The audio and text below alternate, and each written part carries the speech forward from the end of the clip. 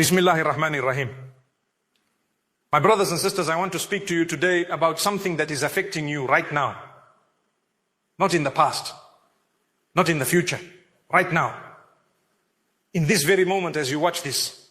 Something that is running quietly in the background of your mind like an app you never closed, draining your energy, your peace, your ability to be present, your capacity to trust, and your connection to the one who holds the solution to everything you are worried about. I am talking about worry, anxiety. That low, persistent, sometimes manageable, and sometimes overwhelming feeling that something is wrong, that something could go wrong, that something will go wrong, and that you do not have the resources, the answers, the power, or the certainty to handle it when it does. That feeling that has kept some of you awake at 3 in the morning, staring at the ceiling, running through scenarios that have not happened and may never happen. That feeling that has stolen your enjoyment of genuinely good moments because the background noise of, but what about, would not go quiet long enough for you to simply be present with the blessing in front of you. If that sounds familiar, if even one sentence of what I just said resonated somewhere in your experience, then this reminder was written for you. And I want to begin with something that I need you to hear, not as a religious platitude, but as a living, breathing, documented, Quranic truth that has the power, if you actually let it land, to change the quality of your inner life from today. Allah is already working on your behalf. Not if you pray enough, not if you qualify, not if you deserve it, or earn it, or have been consistent enough, or faithful enough, or good enough. Right now, in this moment, in the situation you are worried about, in the problem that feels unsolvable, in the future you cannot see, in the outcome you cannot predict. Allah Al-Fattah, the one who opens, is already opening a way for you that goes so far beyond what your mind can construct, so far beyond what your worry can even conceive of as a possibility, that when it arrives you will not have a word for it except Subhanallah, except Alhamdulillah, except this was always what He had planned and I spent all that time worrying about nothing. Let us begin with the Quran, because the Quran does not just mention worry in passing. It addresses it directly, repeatedly, with the full weight of divine authority and the full tenderness of a creator who knows exactly what his creation feels. In Surah Al-Baqarah verse 286, Allah says, Allah does not burden a soul beyond that which it can bear. La yukallifullahu nafsan illa usaha. This is not a consolation prize offered to the suffering. This is a divine architectural principle. Allah built the system of human trial with your specific capacity factored in. Before the burden was placed, its weight was measured against the strength He gave you. Not the strength you feel, the strength He knows you have. And He would not place on you what you cannot carry. Which means that the very thing you are worried you cannot handle, you actually can.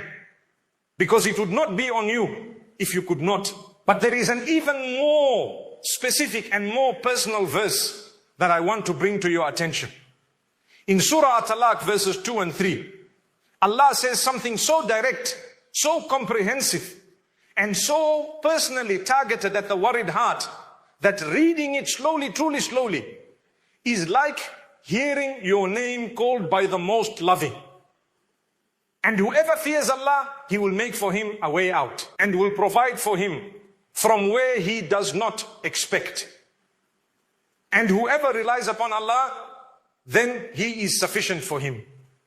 Indeed, Allah will accomplish His purpose. Allah has already set for everything a decreed extent. Unpack that with me for a moment. Allah will make for him a way out. Not might make, not will consider making, will make. The Arabic, يَجَعَلَّهُ مَخْرَجًا, is a certainty, a guaranteed output from a specific input. The input is taqwa, God consciousness, a life oriented toward Allah. The output is a way out, an exit from every situation that feels like a trap. And then the provision comes from where he does not expect, not from the direction you are watching, not through the channel you planned, from somewhere your worry never thought to look. Because your worry operates within the boundaries of what you know and what you can see. And Allah operates without any boundary whatsoever. Now I want to talk about the nature of worry itself. Because I think understanding what worry actually is from a spiritual and intellectual perspective helps you see it for what it is, rather than treating it as an accurate assessment of your situation. Worry is the act of living in a future that does not exist yet. When you worry, you are not responding to something that is happening.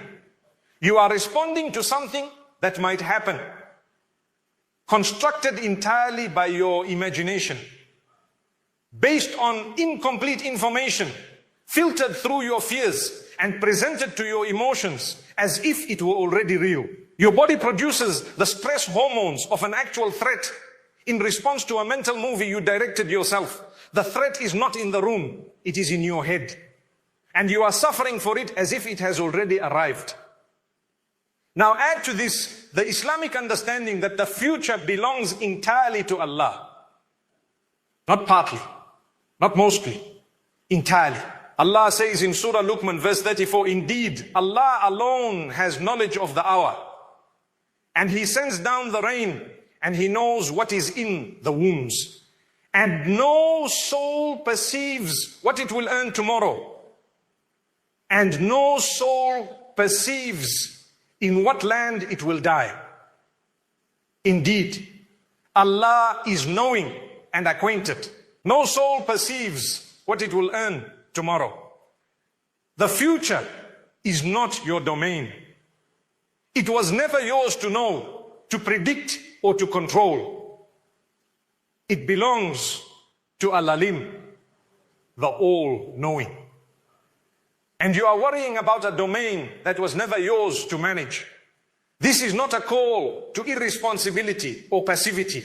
You absolutely make your effort, your plans, your preparations, and then you release the outcome to the one whose domain the outcome actually belongs to.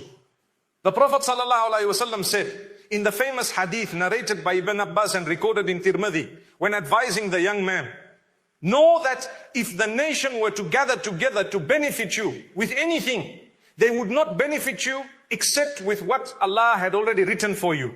And if they were to gather together to harm you with anything, they would not harm you except with what Allah had already written for you. The pens have been lifted and the pages have dried. The pens have been lifted, the pages have dried. Everything that is going to happen in your life, the good and the difficulty, the opening and the closing, the arrival and the departure has already been written by the one who knows best.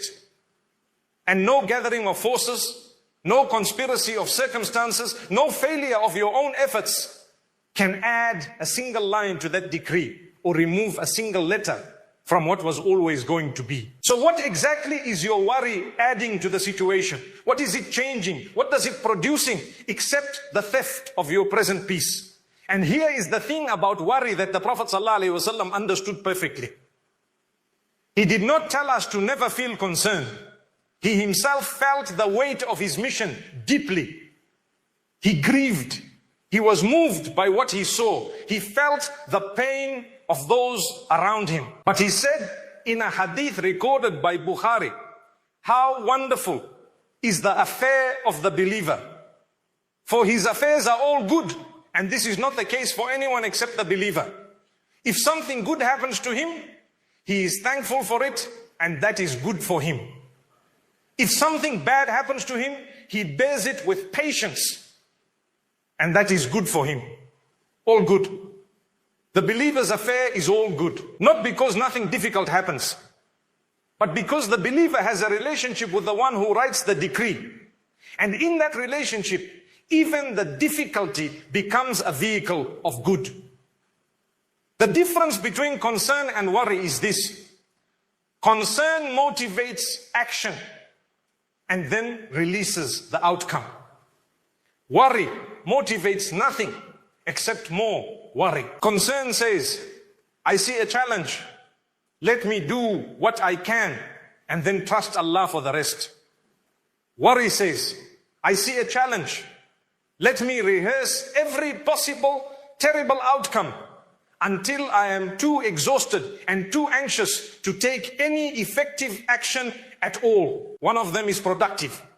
One of them is the enemy of your peace and your effectiveness.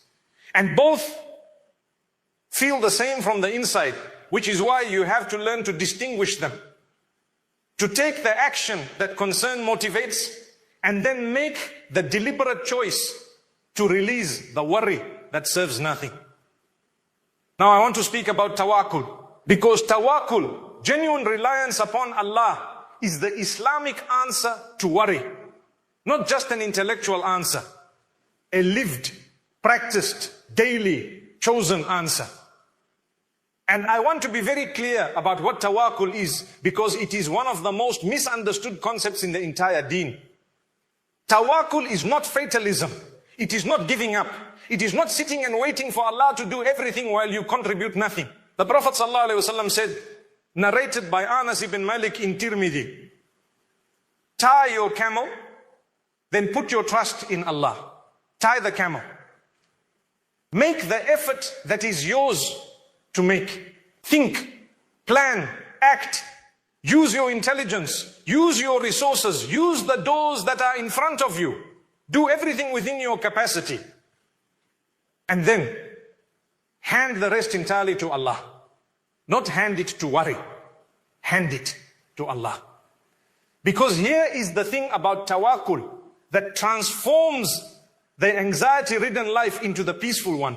When you genuinely rely on Allah, when you truly from the heart place your affairs in His hands, you are making a statement about who He is. You are saying, I believe that you are Al-Wakil, the disposer of affairs. I believe that you are Al-Hafiz, the guardian. I believe that you are Al-Kafi, the sufficient. I believe that what I cannot solve, you can. What I cannot see, you see. What I cannot fix, you can fix. And what I cannot plan for, you have already planned. And that belief, if it is genuine, produces the peace that the Quran describes in Surah Al-Fath verse 4 as the sakina, the tranquility that Allah sends down into the hearts of the believers. That tranquility is not earned by having all the answers. It is the fruit of genuinely handing the questions to the one who does. Let me now share with you something that I believe is one of the most practically transformative understandings about worry in the entire Islamic tradition. And it comes from reflecting carefully on the story of Nabi Yaqub alayhi salam, Prophet Jacob. Here is a man who lost his beloved son Yusuf in circumstances that convinced him his son was dead. He grieved so deeply, so genuinely, so completely that the Quran tells us in Surah Yusuf verse 84 that his eyes turned white from crying. He went blind from the intensity of his grief. His other sons told him to stop. They said he was destroying himself. And he said in verse 86, I only complain of my suffering and my grief to Allah, and I know from Allah what you do not know. I only complain to Allah. Not because he was suppressing his grief or performing acceptance, but because he knew something his sons did not know. He knew that what appeared to be a permanent, irreversible loss was not the final chapter. He knew that his Lord was still writing. He knew that the very situation he could not solve, Allah had not finished with. He did not know how. He did not know when. He did not know what it would look like. But he knew who was in charge. And that knowing was enough to keep him from being destroyed by what he could not see. And then decades later, the son walked back into his life. Not just alive, elevated to the second most powerful position in the most powerful kingdom of the age. The thing that had been lost and that Yaqub alayhi salam had given his eyesight grieving over, returned multiplied beyond anything his tears had imagined possible. Because Allah's way out of the impossible is never what the worried mind constructs. It is always something larger. Now let me speak very practically about how to stop worrying. Not as a permanent achievement overnight, but as a daily, practiced, deliberate spiritual discipline that becomes easier over time and that builds brick by brick the foundation of a life lived in peace rather than anxiety. The first step is dhikr, the remembrance of Allah.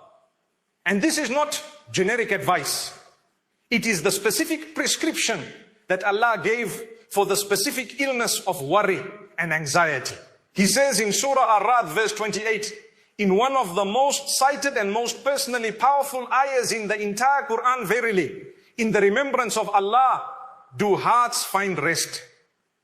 Ala bi dhikrillahi tatma'innul qulub. The hearts find rest, not might find. Find.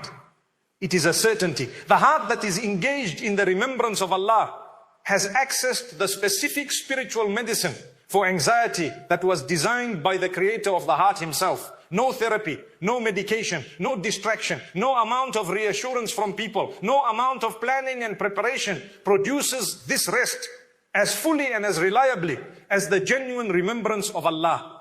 Make dhikr your response to worry.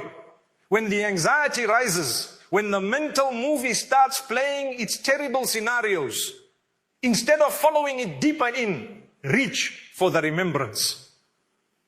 Subhanallah, Alhamdulillah, La ilaha illallah, Allahu Akbar, Hasbunallahu wa ni'mal wakil. Allah is sufficient for us, and what an excellent disposer of affairs. This last one, Hasbunallahu wa ni'mal wakil, is recorded in Sahih Bukhari as the words of Ibrahim alayhi salam when he was thrown into the fire. And the words of Muhammad sallallahu alayhi wasallam when people said to him that his enemies were gathering against him. Not the words of defeat, the words of the one who has chosen Allah over their fear. And Allah responded to Ibrahim by making the fire cool, and to Muhammad by bringing him back with bounty and grace. The second step is salah, specifically praying with the knowledge that you are standing before the one who holds your worries solution in his hand. The Prophet ﷺ said in a hadith recorded by Abu Dawud, whenever anything distressed him, the Prophet would turn to prayer, not to people first, not to planning first, not to venting first, to salah. Because salah is the direct line, the private audience with the king. The moment in your day when the situation you have been mentally wrestling with for hours can be placed physically through the posture of sujood, through the bowing of ruku before the one who can actually do something about it. Use your salah for your worries. Bring them in. Lay them down in sujood. Speak to Allah about them in your own language after the salah. That conversation is more productive than every anxious mental replay you have done alone. The third step is to actively practice thinking well of Allah. Husn al-zan billah. And this is one of the most powerful and most underused spiritual tools in the entire Muslim experience. The Prophet ﷺ narrated a hadith Qudsi recorded in both Bukhari and Muslim, in which Allah says, I am as my servant thinks of me. If you think of Allah as withholding, as distant, as indifferent to your specific situation, that is the experience you will have of Him. If you think of Him as near, as responsive, as actively working on your behalf, as preparing something beyond what you can see, that is the reality you will encounter. Your inner conception of Allah shapes your experience of Him. And deliberately, consciously choosing to think well of Allah, especially when the situation is difficult and everything in you wants to assume the worst, is an act of worship that Allah responds to with the very goodness you chose to believe in. The fourth step is to remember actively, not just know, but actually remember that you have been through difficult things before and they passed. Not all of them the way you wanted. But you are here. You survived what you were certain would destroy you. You came through the thing you were certain you could not handle. And it is possible, highly likely actually, that the thing you are worried about right now will be something you look back on in the future with the same perspective. I cannot believe I was that worried about something that resolved so completely. The Quran captures this human pattern in Surah Al-Kahf, verse 10. In the story of the young men in the cave, they ran from a situation that seemed like certain destruction, entered a cave that felt like hiding and defeat, fell asleep, and woke up to find that the very thing they ran from had dissolved and the world had changed around them. Sometimes the cave of your apparent setback is where your transformation takes place.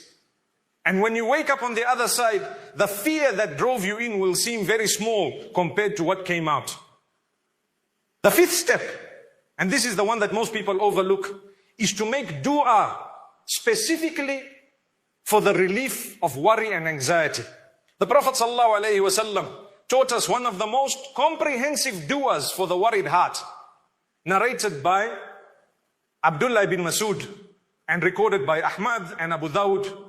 Allahumma inni abduka, ibnu abdika, ibnu amatika, nasiyati biyadik, madin fiya hukmuk, adlun fiya kadhauk. As'aluka bi kulli ismin huwa lak, sammayta bihi nafsak, aw alamtahu ahadan min khalkik, aw anzaltahu fi kitabik, aw istatharta bihi fi ilmi al-ghaybi in dhak, an taj'ala al-Qur'ana rabi'a qalbi, wa nura sadri, wa jala'a huzni, wa dhahaba hammi. Oh Allah, I am your servant, son of your maidservant. My forelock is in your hand. Your command over me is forever executed and your decree over me is just. I ask you by every name belonging to you, which you named yourself with, or revealed in your book, or you taught to any of your creation, or you have preserved in the knowledge of the unseen with you, that you make the Quran the life of my heart and the light of my breast, and a departure for my sorrow, and a release for my anxiety. The Prophet said, whoever makes this dua, Allah will remove their sorrow and replace their anxiety with joy. With joy. Not just relief from pain. Active joy. Make this dua. Say it with understanding. Let every word of it land, and trust the one who taught it to us knew exactly the medicine our worried hearts needed. My brothers and sisters, let me close by coming back to where we began. Because I started this reminder with a truth, and I want to end with the same truth, held up now in the light of everything we have discussed, so that you can see it fully. Allah is already working on your behalf. Not will be, already is. Right now, in the background of the situation you cannot solve, behind the door that appears closed, in the timeline you cannot see, with resources you do not know exist, through people you have not yet met, using circumstances you cannot currently imagine as vehicles of what He has already planned for you. The worry you are carrying is not helping Him. It is not adding to the plan. It is not improving the outcome. It is only adding to your suffering.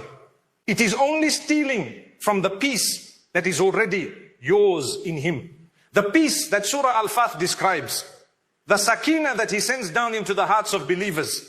The rest that Surah Ar-Rad promises in His remembrance. You do not need to see the way before you can stop worrying. You need to know the one who is making the way. And He introduced Himself to you, not through distant theology, but through the most intimate divine address imaginable. He said in Surah Al-Baqarah verse 186, and when my servants ask you concerning me, indeed I am near. Carried, near. Not above you, in unreachable distance, near.